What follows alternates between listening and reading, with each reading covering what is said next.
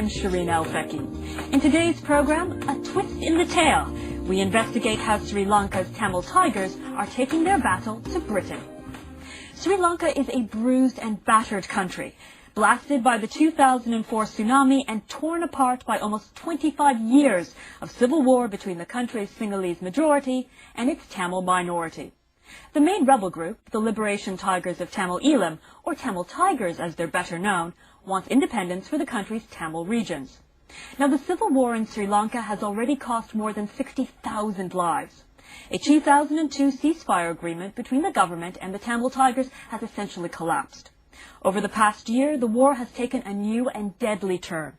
The government has made significant gains in tiger-held territory, and now the rebels are fighting back. Their efforts are funded in part by the thousands of Sri Lankans who have fled the country. But some of these donations are far from voluntary. The Tigers are increasingly accused of using threats to extort money abroad to pay for their violent insurgency at home. People in Power's Juliana Rufus investigates the Tamil Tigers' financial front line in Britain.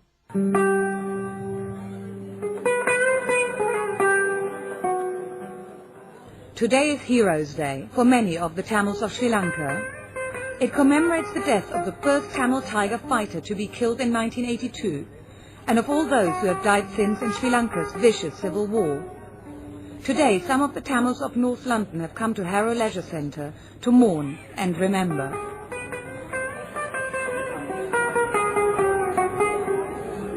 Who are you supporting? LTTE. Freedom. Do you think everybody here supports the LTTE? Yeah, I know. Yeah, it's already. Yes, everybody? We are respecting our heroes. Yeah. It's Heroes' Day. We are here because there have been recent allegations of intimidation of Tamils by representatives of the Tigers organization. Can we film inside? I won't be able to discuss anything with you at the moment without any permission. Parts of the UK's 150,000 strong Tamil community appear increasingly wary towards non-Tamil media. In 2001, the British government labelled the Tamil Tigers, officially known as the Liberation Tigers of Tamil Eelam, or LTTE, as a terrorist group and banned them. Other countries have also done so. But now the UK has made even glorification of such groups a criminal offence. Everyone here could be breaking the law. Well, I think it's very unfair. I think as long as none of the rules of the land is not broken, people should have the freedom to express their views and speak openly. Where is the freedom of speech? Go on. Because of the ban, this year the organisers of Heroes' Day, the British Tamil Association, have had problems getting access to the largest London venues they used in the past. The BTA organisers deny any connection to the Tigers, but inside a speech by the LTTE leader, Vilupillai Prabhakaran, will be broadcast live. I love my leader. I don't care about money. That's only my love to my leader. That's it. And how much do you give every month? Something like that. For the last year, there's been a fundraising drive by the LTTE for what's being called the final war with Sri Lanka. A recent Human Rights Watch report alleges various degrees of intimidation of British Tamils to make them donate to that cause. The war in Sri Lanka was started by discrimination from the majority Buddhist government towards the Hindu Tamil minority after independence from Britain in 1948. As many as 70,000 people have died in the fighting, and both sides are accused of numerous atrocities.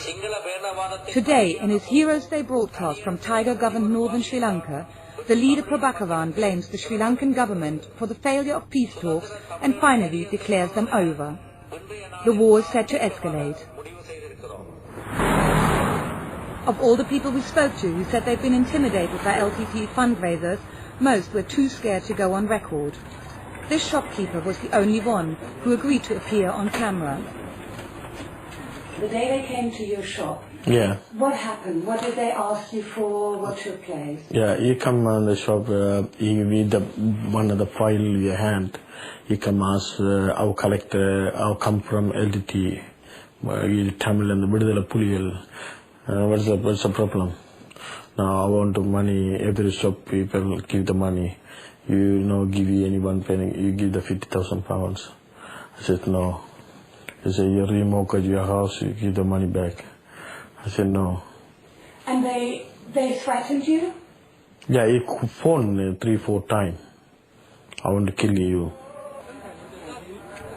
Such threats to Tamils abroad or their more vulnerable relatives in Sri Lanka seem to have created a culture of fear amongst dissenters to the LTTE.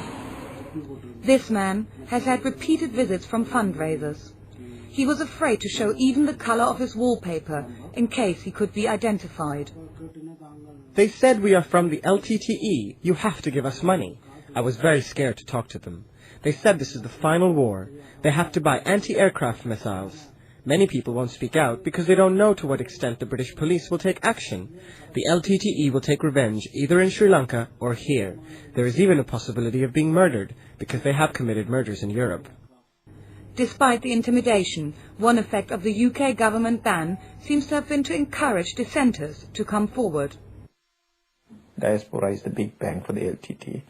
The recent fundraising drive started in November 2005.